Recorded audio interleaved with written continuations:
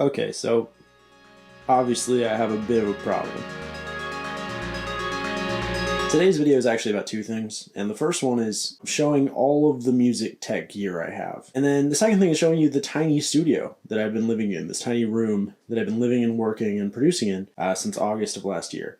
Let's just show every piece of gear. This is the Launchpad X. It's a MIDI controller from Novation. It's primarily for Ableton, can also be used with Logic, and as a more basic note entry controller with other devices and software. It's been made redundant by my Launchpad Pro Mark III. Right there, but I still have it right now. This is the Launchkey 49 Mark III, my favorite MIDI controller I've ever used as far as keyboard style. It has a ton of integration and controls with Ableton, and overall is just a beast. Above it, you can see its little brother, the Launchkey Mini Mark III. It's got some similar functionality, but a much smaller footprint, which makes it great for a portable setup. Like I said earlier, I have the Launchpad Pro Mark III now. This is the end-all be-all. This is the controller I'd recommend over something like an Ableton Push at this point, which you'll notice I don't have anymore. Above that is the Nanokey Studio. I don't really use this anymore. I got it to use with Korg Gadget on my iPad, and as you'll see in the video, I don't own an iPad anymore. These are my microphones. The Bluebird SL is a condenser mic. It's the mic I use for most of my album. There's something better, and it's a beast. To its left is the Shure Beta 51A, I think. It's a dynamic mic, and it is awesome for live stuff. To both of those mics left is the Audient ID14 Mark II. That is my current audio interface. I really like it. I think it's great. Shouts to Audient. None of this gear was provided by anybody except me and my hard work. I bought all this stuff, and it was expensive, as we'll get to when we get to the more expensive items. This is the original Arturia Keystep controller, right there. I swapped out a pair of headphones for it on Craigslist a long time ago, back when I was mostly doing iPad stuff. It's a neat little controller, but, you know, given that you've just seen I have a ton of MIDI controllers, it's something I'm probably going to get rid of. Lastly, as far as MIDI controllers go, at least pure controllers that don't do anything else, is the Keylab Essential 49, aka the MIDI controller behind my most successful music tech video. I like this controller a lot, but I find it to be personally redundant at this point because I have the Launchkey 49, and although the Arturia Keylab has a way more built-in and browsable configuration when it comes to Analog Lab and Arturia VSTs, because you can map Analog Lab parameters to Ableton devices, I can use the controls here in a manner very similar to the controls there. Conspicuously hiding is actually the brain of the setup, at least when it comes to most of these MIDI controllers. They're powered by that Surface Pro 8 from Microsoft. Again, I bought it, but Microsoft is the manufacturer. That is the i7 16 gig of RAM Surface Pro. It originally had 256 gigs of SSD storage. I did a manual swap of the hard drive, which you can do, or SSD drive rather, and I put in a 1 terabyte drive.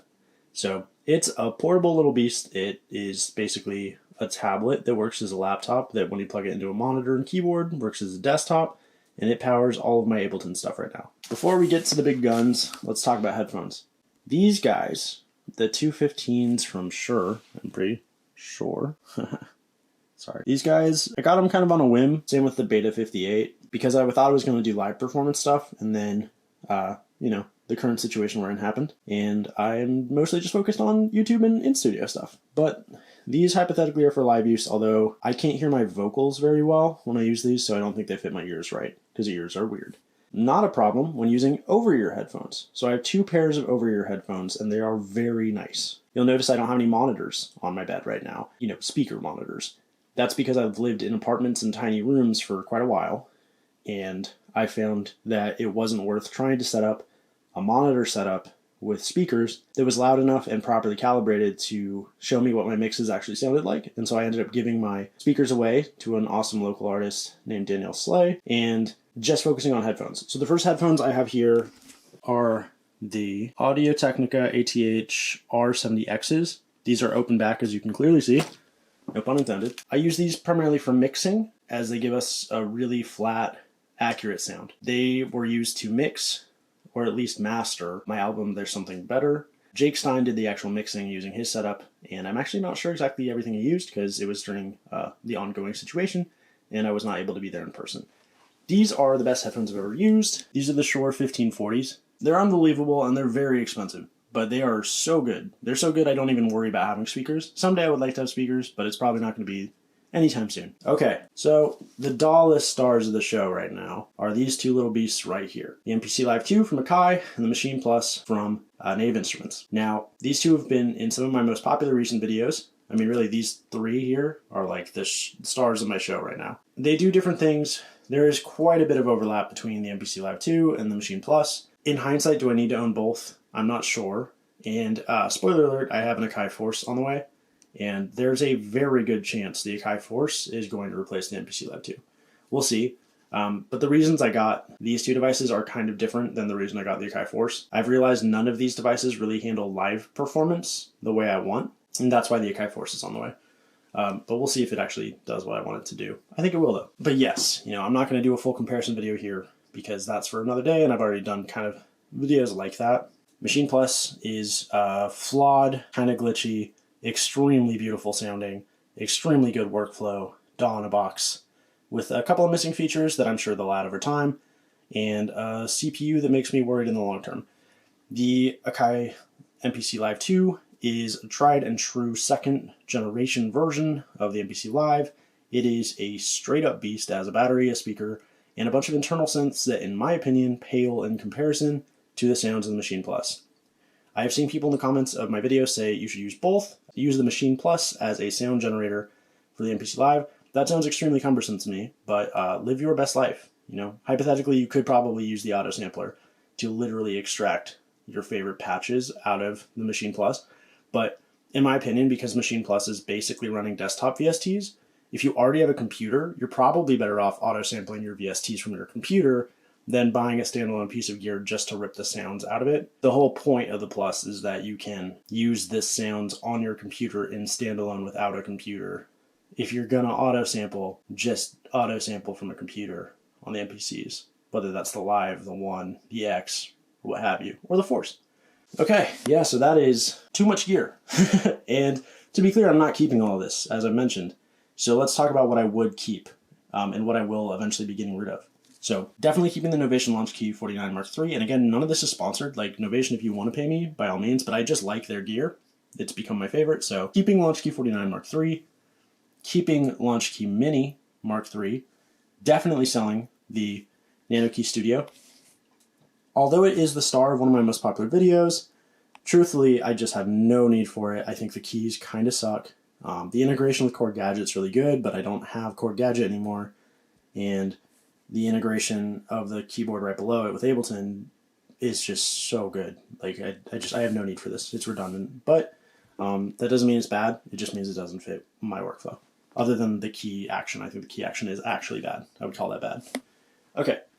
Of these two launch pads, very clearly the Pro Mark III is the winner. There's basically no reason to own this. I bought this on a sale and then realized I really wanted what was in the Pro, but I tried to be patient, and so I kept waiting, and then I realized, you know what, fine. This one on sale for $50 off, so I bought it, and I am going to get rid of this, probably at a substantial loss, but so be it. The only reason I could see myself using it is if I did move into using Ableton in a live setup, but I personally just don't really trust computers. I've gotten really good feedback from my friend Jake Stein, aka Wronghouse, and yeah, I really trust him when it comes to live stuff, and I trust other people, and I troubleshoot technology in my day job, which is how I can afford all this, and I don't think I want to bring a computer on stage. So for me, it makes more sense to have a Launchpad that's geared towards production, and get rid of the one that I think is more geared towards performance.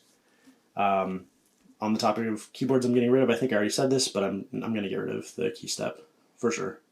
It did its job, but it just doesn't bring enough to the table to justify keeping it. And I'm going to get rid of the Keylab Essential 49. The video about it basically paid for itself, which is cool. I think that video made like $150, and I think this thing was probably 200, maybe 300, probably 250, something like that. So the video about it almost covered its cost, which is the only time that's ever happened on my channel so far at this point.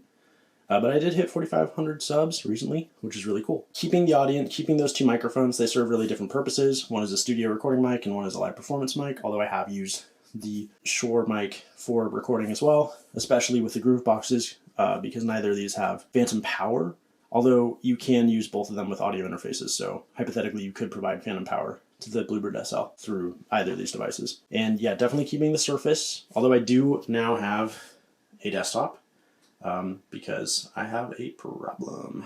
But this desktop is great, but I don't use it for music. I do all of my music stuff on the Surface. Okay, so if you are interested in any gear like this, I am now an affiliate with Perfect Circuit, which is pretty awesome. I'll have a link in the description where you can, follow it. And then if there's any gear you're interested, it doesn't have to be one of these, but if it is one of these, that's cool too. If you buy anything from Perfect Circuit after clicking my link, I get a small commission. It changes depending on what you buy. Like modular, I think I get like 3%. But for stuff like this, I think I would get 6%. You don't lose any money. I just get some money. So consider it if you want to help the channel. Subscribing and liking the video also has a huge impact. To everyone who's made my channel, get to where it's at, 4,500 subs. It's unbelievable. It really means so much to me. The comments, the questions, the likes, everything. Y'all just make this really rewarding. So anyway, thank you so much. Have a great week. I'm moving, so hence reflecting on what I own and reflecting on how tiny this little cube has been. This is where I've lived. It's a little messy, so I'm not showing quite everything. But yeah, this is where I've lived and worked. And I am excited to not live and work here. Hello, neighbor. You can't tell, but there's just a window right there and a wall because this house is just next to a house. This place sucks, but I won't be here soon. My rent will double again, and so I will have to stop buying stuff as much as I have been. But, balance is everywhere. Thanks for watching. Bye.